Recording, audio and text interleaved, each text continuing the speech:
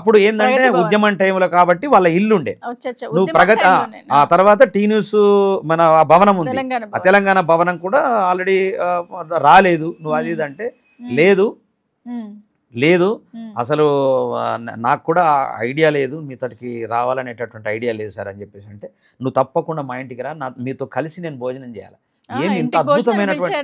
ఇంటికి భోజనం పిలిచాడు పిలిచి భారీ ఎత్తున ఏర్పాట్లు చేశాడు ఒక 80 కూరలు అనిపించాడు 80 భారీ ఎత్తున ఇట్లనే కూర్చున్నాం నేను ఇంకొక అంతే అంతే నన్ను బలి ఇవ్వటానికి కోసము నన్ను పిలిచాడు పిలిచిన తర్వాత మాట్లాడిన తర్వాత అంటే ఆయన బలి ఇచ్చిండా వాస్తవానికి ఆ పక్కకు ఉండేటోళ్ళు బలి ఇచ్చిండ్రా అనేటటువంటిది కూడా ఒక సందిగ్ధమైన వాతావరణం